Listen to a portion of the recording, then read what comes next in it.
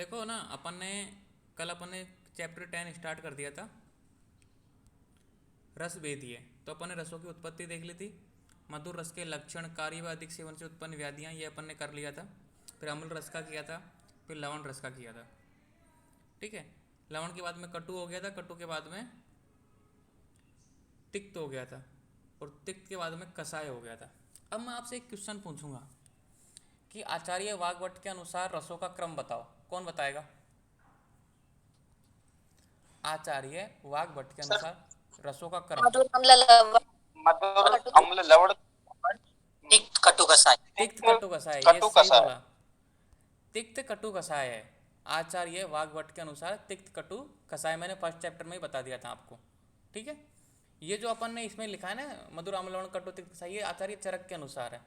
तिक्त आचार्य वाग्भट ने पहले बोला है, तो तिक्त को हमेशा जब भी क्वेश्चन पूछे भाई आचार्य वाग्भट के अनुसार, तिक्त को पहले लिखना है। ठीक है, अब अपन करेंगे, ये सारे कर लेते, 6 के 6 रस कर लिए थे, कसाय रस तक, अति सेवन से व्याधि कर ली थी अपन ने। अब आज की क्लास है, छोटी सी क्लास रहेगी, ज़्यादा लेंथी क्लास नहीं रहेगी। उदाहरण देख लेते हैं। देखो उदाहरण तो बहुत सारे हैं ना, लेकिन मैंने 4 5, 2 2 या 3 3 लिखे हैं, क्योंकि एग्जाम में आ जाते हैं भाई 2 उदाहरण लिखो, 3 उदाहरण लिखो, तो मैंने 2 या 3 3 सबके लिए। मधुर रस के देखो, घी, दूध, मतलब घी भी मधुर होता है, दूध भी मधुर होता है। जीवनीय गण औषध, अब जीवनीय गण में औषध कौन है? जो जीवन 15 चैप्टर में आएगा एक जीवनीय गण, उसमें आती हैं 10 औषधियाँ, जैसे मेदा, महामेदा, ऋष्वक, जीवक, जीवंती, ये सब जीवनीय गण की औषधि हैं। तो जीवनीय गण की 10 औषध हैं, तो वो सारी 10 औषध मधुर रस की होती हैं। और स्वर्ण मतलब सोना, सोने का भी रस मधुर होता है। ठीक है, तो कभी क्वेश्चन आए कि मधुर रस की औषधियाँ लिखो, तो आपको लिखना है घी, दूध और जीवनीय गण की औषधियाँ। बस काफ़ी है इतना, इतने भी लिख दो तो आंसर आपका सही जाएगा। 2 उदाहरण पूछता है तो 2 काफ़ी है। अब देखो अम्ल के, आंवला, दही, अनार, तक्र। तक्र क्या होती है? छाछ। ठीक है, तो आंवला भी अम्ल होता है, दही भी अम्ल होता है, अनार भी अम्ल होती है, तक्र, तक्र यानी छाछ, ये सब अम्ल रस के उदाहरण हैं। लवण रस के उदाहरण क्या है? सैंधव, विड़, सीसा, क्षार आदि। सैंधव नमक होता है, विड़ भी नमक होता है। ठीक है, सीसा एक तरीके से धातु होता है, वो भी लवण होता है। और क्षार कैसे बनता है आपको पता है? कि जो पलास, एक पलास नाम का पौधा होता है, इसके पंचांग को, पंचांग क्या होता है? फूल, पत्ती, जड़, तना, इनको जला करके जो भस्म तैयार की जाती है, उसको 16 गुना पानी में छान करके, मतलब क्षार बनाने की विधि बता रहा हूँ, उससे जो ऐस प्राप्त होती है, मतलब जो राख प्राप्त होती है ना, वो होती है क्षार। ये आप सीखोगे 3rd ईयर में, क्षार बनाना। ठीक है, तो पेड़ पौधों की पत्तियों को जला करके जो भस्म तैयार होती है, उसको 16 गुना पानी में घोल करके, फिर 16 बार उसको छान करके जो भस्म तैयार होती है, मतलब जो लास्ट में प्राप्त होता है, जो वो होता है क्षार। ठीक है, तो ये सब लवण रस के एग्जाम्पल हैं। कटु रस के हींग, सड़कोल, मूत्र, भिलावा। ये भिलावा क्या है? बिल्ली का बच्चा नहीं है ये भिलावा, ये भल्ला तक है। ठीक है, भल्ला तक एक तरीके से विष है, जो बहुत तरह के औषधियों में यूज होता है, ट्रीटमेंट में यूज होता है। तो भिलावा यानी भल्ला तक। ठीक है, मूत्र तो आप जानते हो, यूरिन। सड़कोल, अब पंचकोल और सड़कोल अपन ने पढ़े थे चैप्टर नंबर 6 में। कौन बताएगा पंचकोल क्या है, सड़कोल क्या है? पीपली, पीपली मोल, चौचित्रक, सौंठ, ये तो था पंचकोल। पंचकोल में एक और मात्रा मिलाने के बाद में क्या हो जाता है? मरीच, मरीच के मिलाने के क्या हो जाता है? सड़कोल। अपन ने स्टडी किया हुआ है। ठीक है, और हींग, ये कटुरस, मतलब ये सब कटुरस के एग्जाम्पल है। अब है तिक्त रस की बात। तिक्त रस का इंपॉर्टेंट है, ये क्वेश्चन आता है इसका, तिक्त रस के एग्जाम्पल लिखो, ये क्वेश्चन आया हुआ भी है। तो पटोल है, चंदन है, नीम है, हल्दी है, लौह है, महत पंचमूल। देखो ये है महत्व पंचमूल। एक तो होते हैं लघु पंचमूल, एक होती है बृहद पंचमूल, एक होता है तृण पंचमूल, ये है महत्व पंचमूल। ठीक है, महत पंचमूल। तो पटोल, चंदन, नीम, हल्दी, लोहो, मह पंचमूल में 5 पौधे आते हैं, तो ये तिक्त रस के उदाहरण हैं। ठीक है, तो इनको याद कर लेना, ये पटोल, चंदन, नीम, हल्दी, लो।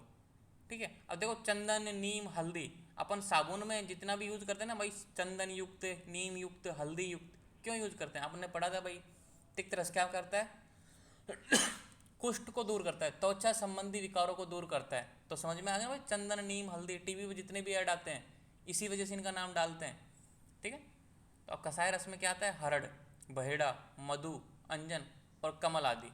अब देखो मधु यानी शहद, तो शहद है ना जो कसाय रस प्रदान होता है, ये बात ध्यान रखना। मधुर रस भी होता है, मीठा तो होता ही, लेकिन वो डोमिनेंट नहीं होता। डोमिनेंट कौन होता है? कसाय रस। तो हरड़, बहेड़ा, मधु, अंजन और कमलादि, कमल का प्लांट आता है ना, उसकी जो नाल है उसकी बात कर रहे हैं। तो ये कसाय रसयुक्त होते हैं। तो ये दो दो एग्जाम्पल है, तीन तीन एग्जाम्पल है, ये आपको याद होने चाहिए। तो उदाहरण है छहों रसों के। कभी क्वेश्चन आ जाए कि भाई कटु रस के द्रव गुणों के नाम लिखो, लवण रस के द्रवों के नाम लिखो, तिक्त रसों के द्रवों के नाम लिखो, तो आपको थोड़ा बहुत तो माइंड में होना चाहिए। सेकंड ईयर में तो आप खैर 256 प्लांट याद ही कर लोगे। बात तो फर्स्ट ईयर की ना, तो फर्स्ट ईयर के हिसाब से इतना काफ़ी है। ठीक है, अब देखो एक्सेप्शन, अपवाद क्या है। अपवाद किस तरीके से अभी पढ़ लेते हैं, देखते हैं क्या अपवाद है। सभी मधुर द्रव्य कफवर्धक है। अपन को पता है कि भाई मधुर रस का सेवन करोगे तो कफ बढ़ेगा, करेक्ट बात है ये। ठीक है, लेकिन यह बोल रहा है कि गेहूँ, मूंग, जांगल मास, मधु और शर्करा को छोड़कर, कि जो गेहूँ है ना, मूंग है, जांगलवास है, मधु है और शर्करा, इनको अपन डेली भी सेवन करें ना तो कफ की वृद्धि नहीं होगी। ठीक है, क्योंकि ये सात्यम है बॉडी में, अपन शुरू से इनका सेवन करते हैं, इसलिए कफ की वृद्धि नहीं करता। ऐसा नहीं है कि कफ की वृद्धि करता ही नहीं है, लेकिन ज़रूरत से ज़्यादा नहीं करता, नॉर्मल वैल्यू में ही रखता है। ठीक है, नॉर्मल वैल्यू से ज़्यादा इंक्रीज नहीं होने देता। जैसे अपन गेहूँ डेली खाते हैं, रोटी खाते हैं डेली, अब ऐसे इसका मतलब तो कफ बढ़ जाना चाहिए अपनी बॉडी में, अपन को रोग ग्रस्त हो जाने चाहिए थे, मोटापा आ जाना चाहिए था, लेकिन नहीं आता ना, क्योंकि ये नॉर्मल वैल्यू से ज़्यादा इंक्रीज नहीं करता। मूंग है, जांगल मास है, मधु है। अब आप बोलोगे मधु तो यहाँ पे कसाय में आया, लेकिन यहाँ पे क्यों मधुर द्रव्य में क्यों आया? मैंने आपको बताया था कि शहद में मधुर रस भी होता है, लेकिन डोमिनेंट नहीं होता है, मैंने ऐसा बोला था। तो डोमिनेंट नहीं है मधु में मधुर रस, कसाय रस डोमिनेंट है। तो सभी मधुर द्रव्य कफवर्धक है, गेहूँ, मूंग, जांगलवास, मधु, शर्करा को छोड़कर। ये सब कफ को नहीं बढ़ाते, मतलब एक तरीके से नॉर्मल वैल्यू तक ही सीमित रखते हैं, उसकी अधिक मात्रा में इसको बढ़ने नहीं देते। आप इसका डेली सेवन कर सकते हो। सभी अम्ल द्रव्य पित्तवर्धक है। अगर अपन अम्ल को सेवन करेंगे, अम्ल रस का ज़्यादा सेवन करेंगे तो पित्त बढ़ाएंगे, सिंपल सी बात है। लेकिन डाडिम और आंवले को छोड़ो। अब डाडिम क्या है? डाडिम में होता है अनार। तो अनार और आंवला, इन दोनों का अपन डेली सेवन कर सकते हैं, तब भी आपकी बॉडी में पित्तवर्धक रोग उत्पन्न नहीं होंगे। आप इसको ऐसे समझो, आप गेहूँ, मूंग, जांगलमास, मधु इनको डेली खाओ, तब भी कफवर्धक रोग नहीं होंगे। ठीक है, डाडिम, आंवले को डेली खा सकते हो, तब भी पित्तवर्ग रोग नहीं होंगे। क्लियर, समझ में तो आ रहा है ना मैं क्या बोलना चाह रहा हूँ? ठीक है, अब देखो, यस सर। अब देखो, सभी लवण आंखों के लिए अपत्य है, कि जितने भी साल्ट हैं, जितने भी नमक हैं, आंखों के लिए नुकसानदायक हैं। ठीक है, ज़्यादा सेवन करोगे तो आंखों के लिए नुकसान करेंगे। ठीक है, लेकिन सेंधव को छोड़कर आप सेंधव को डेली सेवन कर सकते हो। और अपन भोजन में जो नमक लेते हैं ना, आचार्यों ने सेंधव नमक का ही विधान बताया कि आपको सेंधव नमक का सेवन करना चाहिए। ठीक है, तो ये आंखों के लिए नुकसानदायक नहीं है, आप इसका डेली सेवन कर सकते हो। तो साल्ट की वजह से जो आंखों के डिजीज होते हैं ना, वो अगर आप सेंधव नमक खा रहे हो डेली तो वो डिजीज नहीं होंगे, टेंशन लेने की बात नहीं है, आप सेंधव नमक का सेवन डेली कर सकते हो। ठीक है, सभी तिक्त व कटुरस एवरस व वात को उपक होते हैं, रसोन, पीपली, सौंठ, गिलोय, पटोल को छोड़कर। अब समझो कि सभी तिक्त व कटुरस, जितने भी तिक्त रस हैं और जितने भी कटुरस हैं, एवरस मतलब सेक्सुअल पावर को कमजोर करते हैं, कम करते हैं। ठीक है, एवरेज का मतलब होता है सेक्सुअल पावर को कम करना। ठीक है, आपके स्पर्म क्वालिटी को डाउन करना। ठीक है, जो आपकी स्पर्म क्वालिटी है उसको डाउन करना। वह वात को मतलब वात को बढ़ाने वाले होते हैं। लेकिन क्या करते हैं? रसोन, पीपली, सौंठ, गिलोय, पटोल, ये जो 5 प्लांट हैं, रसोन यानी लहसुन, लहसुन का सेवन करते हो, लहसुन की चटनी खाते हो आप। ठीक है, वो पीपली, सौंठ, गिलोय, गिलोय तो आजकल आप हर बच्चा जानता है। ठीक है, क्योंकि कोरोना काल में इतना यूज हुआ गिलोय का। और पटोल, इनका अपन सेवन करोगे तो ये मतलब ना तो एवरेस्ट करेंगी और ना वात को बढ़ाएंगी, मतलब इनसे संबंधित डिजीज उत्पन्न नहीं होंगे। ना तो ये सेक्सुअल पावर को कम करेंगे अगर इनका डेली सेवन कर रहे हो तब भी, और ना ही ये वात को बढ़ाएंगे, मतलब नॉर्मल वैल्यू में रखेंगी। तो मतलब एक तरीके से ये सात्यम में अपन इनका डेली सेवन कर सकते हैं, कोई रोग पैदा नहीं होगा, अपन इनको डेली यूज कर सकते हैं। ठीक है, सभी कसाय द्रव स्तंभक होते हैं, हरितकी को छोड़कर, कि सभी कसाय द्रव स्तंभक, स्तंभक यानी क्या होता है? रोकने वाला, स्तंभित करने वाला, जैसे ग्राही। ठीक है, कि मल को रोकने वाला, स्तंभित करने वाला। तो सभी कसाय स्तंभक होते हैं, अपन ने पढ़ा था कल। तो ये लेकिन हरितकी ऐसा काम नहीं करती, ये हरिदी विबंध पैदा नहीं करती, हरितकी कॉन्स्टिपेशन पैदा नहीं करती। ठीक है, तो आप हरितकी का सेवन कर सकते हो। कसाय रस है, फिर भी ये स्तंभक नहीं करती, मतलब नॉर्मल वैल्यू से ज़्यादा स्तंभक नहीं करती, ताकि रोग उत्पन्न, तो स्तंभक से संबंधित जो भी डिजीज होते हैं वो हरितकी उत्पन्न नहीं करती। तो ये अपवाद हैं और क्वेश्चन आते हैं इसमें से। कि कौन कौन से ऐसे मधुर रस के प्लांट्स हैं जो कफ को नहीं बढ़ाते। ठीक है, तिक्त वाला तो स्पेशली इंपॉर्टेंट है। तिक्त को मैं देखो वहाँ भी बताया था कि तिक्त वाला इंपॉर्टेंट है, तिक्त वाला यहाँ भी इंपॉर्टेंट है, तिक्त वाला यहाँ भी इंपॉर्टेंट है। तो तिक्त रस को तो आप अच्छे से रट लो। ठीक है, अब आता है रसों में तारतम्य में। अब ये क्या होता है तारतम्य, कि भाई कौन श्रेष्ठ है। बोला कि भाई दो पूरी क्लास में कौन श्रेष्ठ है, जैसे 5 बच्चे हैं तो 5 बच्चे में सबसे लंबा कौन है, ये, इससे छोटा कौन है, ये, मतलब सबसे बेकार कौन है, ये, इससे सबसे मतलब मीडियम वाला कौन है, ये। तो जो होता है मतलब एक दूसरे की तुलना करना, तो रसों के गुणों की तुलना हो रही है यहाँ पे। तो गुरु की बात होती है, मतलब जहाँ गुरु, लघु, शीत, उष्ण, स्निग्ध, रुक्ष, ये गुणों के आधार पर इनको तारतम्य किया। मतलब एक तरीके से ये बेस बना दिए भाई कौन सबसे ज़्यादा गुरु है, कौन सबसे ज़्यादा लघु है, कौन सबसे ज़्यादा शीत है, कौन मध्यम है, कौन सबसे नॉर्मल है। तो देखो गुरु यानी लवण सबसे कम गुरु होता है, मीडियम कसाय होता है, और सबसे ज़्यादा गुरुता कौन लेके आता है, मधुर रस, उत्तम। तो गुरुता उत्पन्न करने में सबसे उत्तम कौन है, मधुर रस सबसे ज़्यादा गुरुता लेके आएगा। तो 3 रस हैं लवण, कसाय, मधुर। तो गुरु गुण इन तीनों में पाया जाता है, लेकिन सबसे ज़्यादा प्रधान कौन पाया जाएगा, डोमिनेंट किस में पाया जाता है, मधुर में पाया जाता है, मीडियम कसाय में पाया जाता है, और लास्ट में लवण, मतलब आधा, मतलब सबसे नॉर्मल गुरुता लेके आएगा वो है लवण। अब आता है लघु। सबसे ज़्यादा लघु कौन है, सबसे ज़्यादा मतलब जो जल्दी से जल्दी पच जाए, वो है तिक्त। उसके बाद में कटु है, और उसके बाद में अम्ल है। देखो लघु के बाद देखो सबसे कम लघु है अम्ल, सबसे उसके मीडियम है कटु, पर उससे ज़्यादा लघु है तिक्त। तो मतलब सबसे ये श्रेष्ठ है, मतलब गुरुता उत्पन्न करने में श्रेष्ठ है, लघुता में ये श्रेष्ठ है, शीत में ये श्रेष्ठ है, उष्ण में लवण श्रेष्ठ है, स्निग्ध में मधुर श्रेष्ठ है, रुक्ष में कसाय श्रेष्ठ है। तो मतलब ये श्रेष्ठ है, उत्तम। तो सबसे ज़्यादा गुरुता कौन लेके आएगा, मधुर। सबसे ज़्यादा लघुता कौन लेके जाएगा बॉडी में, तिक्त। अब शीत की बात करते हैं, तो सबसे ज़्यादा शीत कौन लेके आएगा बॉडी में, मधुर लेके आएगा, उससे कम कसाय लेके आएगा, और सबसे कम तिक्त लेके आएगा। तो ये 3 रस हैं। तो शीतता सबसे ज़्यादा मधुर रस के माध्यम से आती है, मीडियम कसाय रस के माध्यम से आती है, और सबसे कम तिक्त के रस के माध्यम से आती है। अब उष्ण, उष्णता कौन लेके आएगा सबसे ज़्यादा शरीर में, लवण लेके आएगा। मीडियम कौन लेके आएगा, अम्ल लेके आएगा, और सबसे कम कौन लेके आएगा, कटु। तो बॉडी में उष्णता सबसे कम लेके आता है कटु, मीडियम लाता है अम्ल, और उत्तम लेके आता है लवण। मतलब सबसे ज़्यादा उष्णता आएगी तो लवण रस के सेवन से आएगी। अब स्निग्धता कौन लेके आएगा, सबसे कम लेके आता है लवण, मीडियम लेके आता है अम्ल, और सबसे ज़्यादा उत्तम लेके आता है मधुर। ये आपको रटने ही पड़ेंगे, इसका कोई इलाज नहीं है। ये आप धीरे धीरे प्रैक्टिस करोगे ना, जैसे फर्स्ट ईयर से मतलब धीरे धीरे, जैसे कि फर्स्ट चैप्टर से 30 चैप्टर तक पढ़ोगे तो ऑटोमेटिक भी याद हो जाते हैं। ये मेरे ऑटोमेटिक ही याद हो गए थे, रटने की जरूरत नहीं की थी। मैं धीरे धीरे बार बार पढ़ा रहा हूँ, मैं आपको पढ़ा रहा हूँ। ठीक है, वीडियो बनाए थे यूट्यूब के लिए, 2-3 बैच पहले पढ़ा चुका हूँ, तो ऑटोमेटिक ही याद हो गए मेरे। आप बार बार पढ़ोगे तो कोई चीज़ याद नहीं होती ना, उसको बार बार देखो, सुबह शाम देखो। ठीक है, दिन में एक बार देख लो तो ऑटोमेटिक याद हो जाएगी। अब रुक्ष देखो, रुक्षता सबसे ज़्यादा कौन लेके आता है, कसाय। मीडियम कौन लेके आता है, कटु। सबसे कम कौन सा लेके आता है, तिक्त। ठीक है, तो तिक्त, कटु, कसाय, ये रुक्षता में सबसे ज़्यादा कसाय लेके आता है। ठीक है, तो ये रसों में तारतम्य मतलब तुलना है। अब मान लो कोई पेशेंट आया आपके पास, कि जैसे कि उसके नॉर्मल वैल्यू में उसको गुरुता लेके आनी, मतलब नॉर्मल, तो आप कसाय रस दोगे उसको, क्योंकि मीडियम कसाय करता है। उसको बहुत ज़्यादा गुरुता लेके आनी, आप उसको मधुर रस दो। उसको बिल्कुल थोड़ी सी मात्रा में जरा सी गुरुता लेके आनी, उसको लवण रस दो। तो ये ट्रीटमेंट में उपयोगी है। जैसे कोई पेशेंट आया, रुक्षता का पेशेंट आया, नहीं मतलब अब रुक्षता का पेशेंट आया, रुक्षता उसकी बढ़ी हुई है, तो आप उसको स्निग्ध करोगे, सिंपल सी बात है। स्निग्ध किस लेवल पे करोगे, कम करोगे, मीडियम करोगे, ज़्यादा करोगे। सबसे ज़्यादा करोगे तो मधुर रस का सेवन कराओगे, मीडियम करोगे तो अम्ल रस का सेवन कराओगे, कम करोगे तो लवण रस का सेवन कराओगे।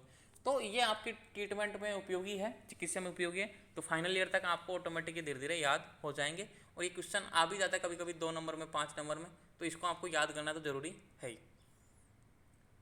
अब देखो रसों के संयोग। अपन को पता है भाई 6 रस हैं, लेकिन 6 रसों को मिला किस तरीके से सकते हैं। तो यहाँ पे देखो एक एक रस को तो क्या ही मिलाएंगे। अब मधुर के साथ मधुर मिलाना कोई बड़ी बात नहीं है, वो तो मधुर ही रहेगा, तो मिल ही नहीं सकता। तो संयोग की बात हो रही है, तो मिलाना है। तो 2-2 रसों का संयोग करेंगे, 3-3 रसों का संयोग करेंगे, 4-4 रसों का संयोग करेंगे, 5-5 रसों का संयोग करेंगे, और 6-6 रसों का संयोग करेंगे। अगर 2-2 रसों के संयोग करेंगे तो 15 रस तैयार होते हैं। 3-3 रसों के संयोग करेंगे तो 20 रस तैयार होते हैं। 4-4 रसों के संयोग करेंगे तो 15 रस तैयार होते हैं। और 5-5 रसों के संयोग करेंगे तो 6 रस तैयार होते हैं। और 6-6 रसों के संयोग करोगे तो एक ही होता है, 6 का एक ही होता है, 7 होता है नहीं जो जुड़ेगा, तो एक। तो टोटल होते हैं 57। तो ये रसों के भेद हैं किसके अनुसार, संयोग के अनुसार, कि रसों के संयोग के अनुसार कितने भेद हैं? 57। कि 57 तरह के रस का संयोग होता है, 57 तरीके से रसों को जोड़ सकते हैं। ठीक है, ये आपको याद करना पड़ेगा। अब ये क्या कौन कौन से बनते हैं अभी बता दूंगा थोड़ी देर में। रसों की कल्पना देखो, कल्पना यानी कोई भी यूज कितने तरीके से यूज ले सकते हैं। मधुर रस यूज लगते हैं, एक हो गया। अम्ल रस यूज ले सकते हैं, दो हो गया। तो एक एक रस के हिसाब से 6 हो गए ना ऑटोमेटिक। यहाँ पे संयोग था इसलिए एक एक को गिना नहीं था, बाकी सब वही हैं। 2 के हिसाब से 15, 3 के हिसाब से 20, 4 के हिसाब से 15, 5 के हिसाब से 6 और 6 का 1, तो टोटल कितना हो गया? 63। क्योंकि यहाँ पे कल्पना यानी कितने प्रकार से यूज ले सकते हैं। तो मधुर के हिसाब से भी यूज ले सकते हैं, अम्ल के हिसाब से भी ले सकते हैं। तो यहाँ पे संयोग करने की जरूरत नहीं है, तो एक एक वाले अलग से 6 और जुड़ गए, बाकी ये सेम है। तो इस तरीके से ये 63 योग हो गए। मतलब 63 कल्पनाएं बन सकती हैं, 63 तरीके से इनको यूज कर सकते हैं। और इनको योग जोड़ कितनी प्रकार से सकते हैं? 57 तरीके से जोड़ सकते हैं। अब आगे देखो, ये सारणी है पूरी। रसों के भेद कितने हैं? 57। रसों की कल्पना कितनी है? 63। और रसों के भेद असंख्य है। मतलब भेद किसके आधार पर यह असंख्य बोला है? तारतम्यता के आधार पर। मतलब कौन सा श्रेष्ठ है, कौन सा मीडियम है, कौन सा लवण है, ऐसे तो आप जोड़ते जाओ हजारों बन जाएंगे। जैसे मधुर में कौन सा, अब 20 गुरुवादी गुण है, 20 गुरुवादी गुणों में कोई ना कौन सा रस तो कम रहेगा, कोई सा रस मीडियम रहेगा, कौन सा हाई रहेगा। तो इस हिसाब से आप काउंट करोगे तो बहुत ज़्यादा हो जाएंगे। तो इसलिए रसों के भेद संयोग के आधार पर 57 है, रसों की संख्या 6 है, रसों की कल्पना 63 है, और रसों के भेद असंख्य है। किसके आधार पर? तारतम्य के आधार पर असंख्य। ठीक है, तो एक रस वाले कितने हो गए? मधुर, अम्ल, लवण, कटु, तिक्त, कसाय। 2 रस वाले में देखो 15 है, ये रे मधुर अम्ल, मधुर लवण, मधुर कटु, मधुर तिक्त, मधुर कसाय। पहले मधुर को फिक्स कर दिया, बाकी के 5 जोड़ दिए। ठीक है, फिर अम्ल को फिक्स कर दिया, बाकी के जोड़ दिए। फिर लवण को फिक्स कर दिया, बाकी के जोड़ दिए। फिर कटु को फिक्स कर दिया, बाकी के जोड़ दिए। ठीक है, ऐसे करते हैं।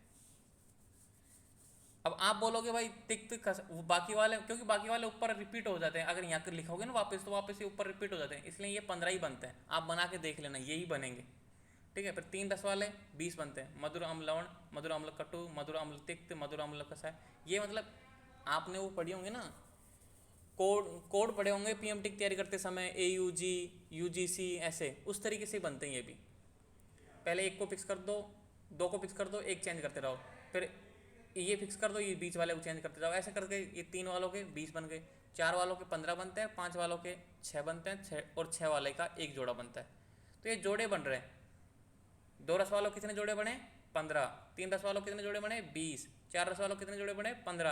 और 5 रस वालों के कितने बने? 6। और 6 रस वालों के कितने बना? 1। ठीक है, तो इस तरीके से अपन इनको मिला सकते हैं।